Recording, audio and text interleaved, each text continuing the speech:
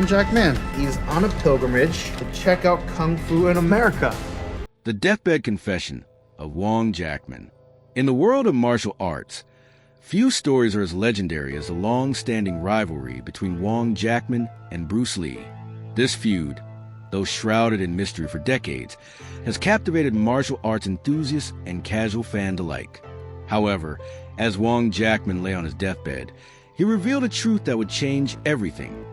Truths that have remained hidden for years, buried deep within the heart of one of the most famous martial artists of his time. It was in the final days of his life that Wong Jack Man, the man whose name had been forever linked to the legendary Bruce Lee, admitted what had truly driven him during their infamous showdown. As he lay in bed, surrounded by his closest friends and family, the weight of a lifetime of secrets became too heavy to bear. For all these years, Wong Jack Man had carried with him the burden of a truth he had never spoken aloud. Until now. On that day, the atmosphere in the room was thick with anticipation. His family and closest confidants had gathered, unsure of what to expect from the man who had long been a silent witness to history. What could the humble, disciplined martial artist, known for his deep respect for tradition, reveal about that fateful battle that had so captivated the world's imagination? The world was about to learn the secrets behind one of the most talked about fights in martial arts history, a battle that had never truly been explained, until now. Before we dive into the shocking revelations that Wong Jack Man shared in his final moments, let's rewind and explore the events that led up to that momentous confrontation. How did this rivalry begin? What were the early days like for Wong Jack Man, the man who would one day face off against the most famous martial artist the world had ever known? The journey to the truth begins not in the chaos of battle, but in the quiet dedication of a young man who would become a master. This is the story of Wong Jack Man's rise, the philosophical clash between tradition and innovation, and the fight that would change the course of martial arts history. Long before his name became entangled in one of the most debated confrontations in martial arts history, Wong Jack Man was simply a young boy growing up in a world undergoing profound transformation. Born in Hong Kong during the early 1940s, Wong entered life at a time when the region stood at the crossroads of political unrest, cultural shifts, and the lingering effects of war. While many children of the era were shaped by the turbulence around them, Wong's gaze turned inward, toward the serenity and discipline found within the world of traditional Chinese martial arts. Wong's formative years were spent not in the bustling streets of Hong Kong, but in mainland China, where he immersed himself in classical Chinese culture. It was there, in the birthplace of countless ancient philosophies, that he first encountered the traditions that would shape the course of his entire life. The martial arts systems passed down through centuries intrigued him deeply. Every stance, every motion, every philosophy rooted in wisdom far older than anything he had yet experienced. From a young age, Wong displayed a natural athleticism that set him apart from his peers. He possessed an agile frame, strong limbs, and an unwavering focus that made him an ideal student for the physically demanding world of martial arts. Teachers noticed early on that he was not merely enthusiastic. He had the rare combination of discipline and curiosity, qualities that often determine whether a student becomes a casual practitioner or a master. His early training was broad and inclusive, spanning several martial art styles. But among them all, one system resonated with him more deeply than the rest: Northern Shaolin. Known for its wide stances, sweeping kicks, powerful strikes, and refined balance between grace and force, Northern Shaolin captivated Wong in a way nothing else did. It was not just a fighting system, it was a complete philosophy of life. The Northern Shaolin style demanded strength, stamina, precision, and above all, patience. Training sessions often lasted hours, with exercises that pushed both the body and mind to their limits. And Wong, instead of resisting the rigorous demands of his discipline, embraced them wholeheartedly. He found comfort in the structure, in the ancient rituals, in the quiet determination required to master each movement. Through sweat, pain, and unwavering dedication, Wong slowly forged himself into a disciplined young practitioner who stood out even among more experienced students. As he progressed, Wong learned that martial arts were not simply about defeating opponents. The deeper purpose lay in achieving harmony within oneself, balancing emotion, maintaining humility, and refining character. Meditation became as crucial to his development as physical training. Through stillness, He learned focus. Through focus, he learned control. And through control, he discovered the essence of martial mastery. These lessons shaped Wong into a man of calm temperament and thoughtful demeanor. He became known not for aggression or bravado, but for restraint and composure. In the halls where he trained, he held fast to the belief that tradition held the answers to nearly all challenges. The teachings passed down from masters before him had survived centuries. Why would they fail now? Yet, outside those quiet training halls, the world was beginning to change. By the time Wong reached adulthood, martial arts were undergoing a transformation unlike anything China had seen before. New styles emerged, old techniques were being questioned, and practitioners pushed the boundaries of what defined effective combat. What had once been sacred and unshakable was now being challenged by young fighters with bold ideas and unconventional methods. Still, Wong clung to his convictions. He believed deeply in the discipline, structure, and philosophy of the styles he had devoted his life to. For him, martial arts were far more than physical exercises. They were a cultural treasure, one that should be preserved with honor and respect. As Wong matured, his skill grew to extraordinary heights. His movements became fluid, his strikes sharp, his technique nearly flawless. Those around him recognized his mastery early on, and soon students sought him out, eager to learn from someone who embodied the very heart of traditional Chinese martial arts. Wong took this responsibility seriously. His teaching style was methodical, emphasizing the unity between body and mind. He encouraged his students not only to train hard, but to reflect deeply on their intentions, on their discipline, and on the meaning behind each technique. Unlike those who chase fame or glory, Wong cherished the purity of the art itself. However, even as he upheld tradition with unwavering devotion, distant whispers of change began drifting into his world. Whispers of a rising martial artist in America who saw martial arts not as a set of preserved ideas, but as a living, evolving force. A fighter who challenged rules, questioned customs, and dismissed long-held philosophies with fearless confidence. A man whose path was destined to collide with Wong Jack Man's. His name was Bruce Lee. As Wong Jack Man moved from adolescence into adulthood, the foundations of his martial arts journey began to crystallize. The years of disciplined training he had endured in his youth laid the groundwork for a transformation that would elevate him from a dedicated practitioner into one of the most respected martial artists of his generation.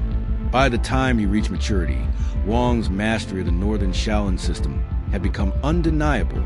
His technique was precise, his footwork refined, and his ability to generate explosive yet controlled power set him apart from nearly everyone around him. But Wong's ascent to mastery was not driven by ego or desire for fame. Instead, it stemmed from a deep respect for the art itself. To him, martial arts were not simply about winning fights or demonstrating dominance. They represented a tradition, one that had survived countless generations, one that demanded humility and discipline, and one that required the practitioner to pursue continuous self-refinement. As word of his ability spread, students from various backgrounds and skill levels sought him out. They were drawn not only to his technical skill, but to the clarity and patience he brought to teaching. Unlike instructors who relied on harshness or intimidation, Wong embodied balance.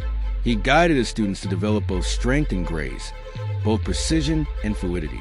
He taught them that martial arts were not a weapon to be used lightly, but a lifelong pursuit demanding accountability and introspection. His approach to teaching reflected his core belief that mastery extended beyond physical technique. Wong placed significant emphasis on the mental and philosophical aspects of martial arts. He encouraged his students to meditate regularly, to analyze their own emotions, and to cultivate calm in the face of adversity.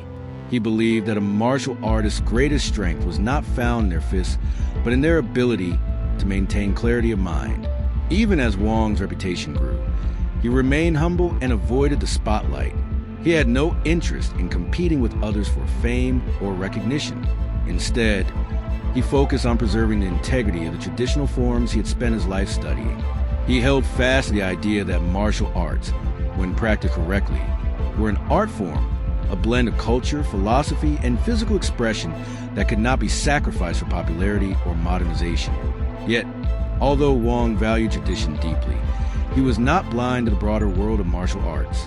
A Alongside his Northern Shaolin training, he dedicated himself to studying internal systems such as Tai Chi, Qingyi, and Bagua. These softer internal arts emphasize breath control, subtle power generation, and circular motions, offering a contrast to the explosive techniques of Northern Shaolin. Wong recognized that true mastery required balance, and he sought to harmonize the external and internal systems within his own practice. Through this expanded training, Wong developed a deeper understanding of martial philosophy. He came to appreciate that adaptability, not rigidity, was the key to longevity. A martial artist who clung too tightly to tradition risked becoming stagnant. One who ignored tradition risked losing the depth and wisdom of centuries-old teachings. Wong aimed to inhabit the space between those extremes, honoring the past without completely closing himself off to new ideas.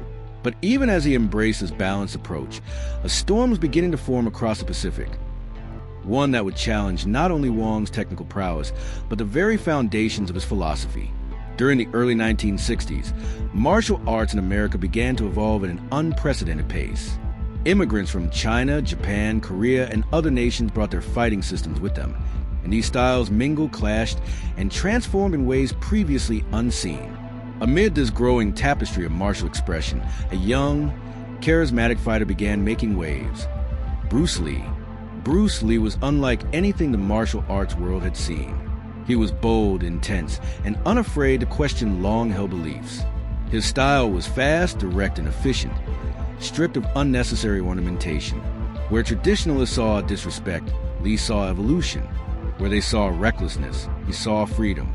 His belief that martial arts should be fluid and ever-changing stood in stark contrast to the rigid structures Wong upheld. At first, Wong viewed Bruce Lee as just another young man swept up in the impatience of youth. He assumed Lee's unconventional theories would fade with time. But as Lee's popularity skyrocketed and his students demonstrated remarkable effectiveness in combat, Wong could no longer ignore the shift that was taking place. The martial arts world was changing, and Bruce Lee had become its catalyst. While Wong never sought conflict, philosophical differences between the two men grew increasingly pronounced. Lee dismissed traditional styles as outdated and ineffective, arguing that adherence to fixed patterns trapped martial artists in predictable behaviors.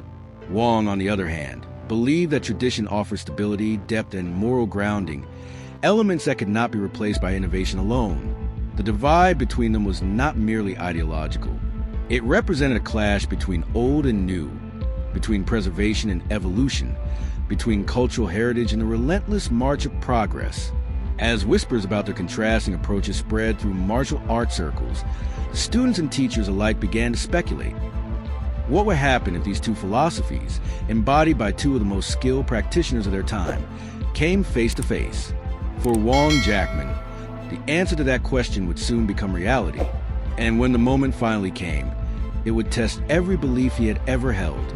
Before their names became inextricably linked, before rumors and fragmented accounts would divide the martial arts world for decades, Wong Jack Man and Bruce Lee were simply two men walking very different paths.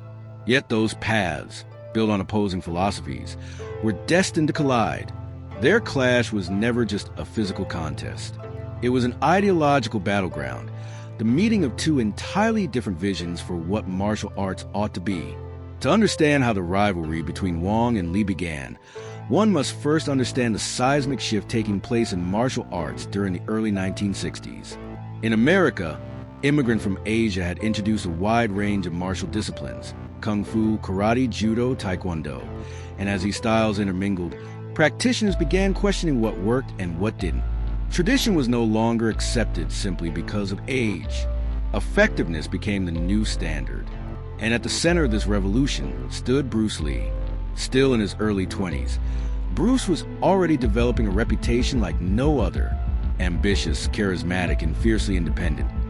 He rejected the notion that martial arts should be confined by rigid rules or centuries-old patterns. Though raised in Wing Chun, Bruce pushed beyond his boundaries through relentless experimentation, blending elements from various arts to create something that felt alive, direct, and practical. His movement was explosive, economical, and deeply rooted in principles he developed through personal experience rather than inherited tradition. To his supporters, this made him a visionary. To his critics, it made him a provocateur who threatened the very foundations of martial culture. Wong Jack Man, with his deep commitment to Northern Shaolin and its philosophical underpinnings, initially observed Bruce Lee from a distance. To Wong, martial arts were a sacred craft passed down through generations. The structured stances, the symbolic forms, the philosophical lessons embedded within each movement. They were not simply techniques, but cultural treasures. Breaking from tradition was not merely an act of innovation. It was, in Wong's eyes, a potential betrayal. Bruce Lee saw things radically differently. He dismissed overly formalized systems as classical mess, arguing that fighters who clung to fixed patterns were limiting themselves. Bruce believed that true mastery came from adaptability. Use only what works, he insisted, and take it for where you can find it. His famous quote, "Be water," perfectly encapsulated his philosophy, fluid, flexible, and capable of taking any shape. Wong Jack Man saw such views as dangerously irresponsible. In his mind, structure allowed a martial artist to cultivate discipline and harmony. Without discipline, power became reckless. Without philosophy, skills lacked moral grounding. His entire life had been built on the belief that respect for tradition bred not just strength, but character. At first, Wong regarded Bruce as overly confident, perhaps naive, but Bruce's reputation only grew. Every demonstration he gave, every student who praised his methods, every public appearance where he openly challenged old styles, each one chipped away at the quiet certainty Wong held within himself.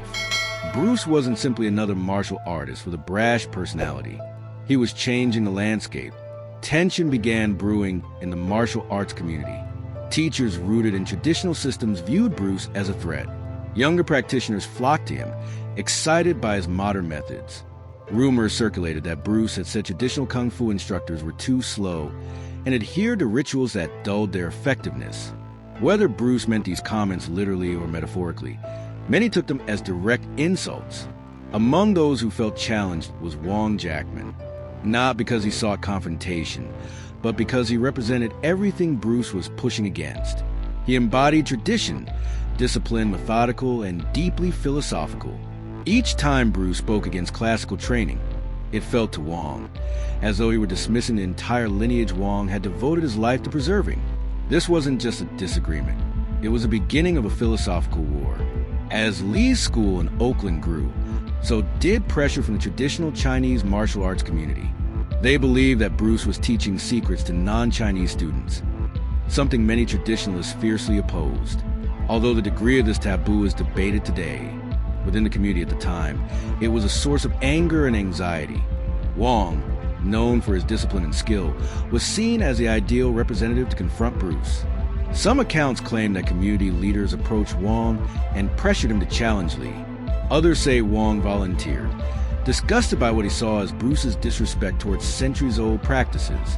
Still others believe Bruce himself issued challenges so frequently that conflict became inevitable. The truth, as with most legends, lies somewhere between these narratives. What is clear is that philosophical differences had escalated into something personal. Bruce saw tradition as a prison. Wong saw it as a foundation. Bruce believed evolution required abandoning outdated methods. Wong believed innovation was meaningless without respect for history. By 1964, the tension between the two was no longer avoidable. A confrontation, once unthinkable, had become inevitable. Both men represented two entirely different paths for the future of martial arts. Wong Jack Man, the guardian of tradition, and Bruce Lee, the herald of transformation. Their clash would become one of the most controversial fights ever whispered about in martial arts circles. But before fists flew, before accusations and interpretations painted conflicting pictures of the event, the stage needed to be set. And that stage was the city of Oakland, California, where their world would collide and history would be made. Thank you for joining us on this deep dive into one of the most intriguing stories in martial arts history. The clash between Bruce Lee and Wong Jack Man continues to spark debate, inspire curiosity, and reveal the human side behind legendary figures. No matter which version of the story you believe, one thing is certain. Both men left an incredible mark on the world of martial arts. If you enjoyed this video, Don't forget to like, subscribe, and turn on notifications so you never miss our next exploration into hidden histories and untold stories. And now it's your turn. What do you think really happened in this legendary fight? Share your thoughts in the comments below. We read every one of them. Thanks for watching, and we'll see you in the next video.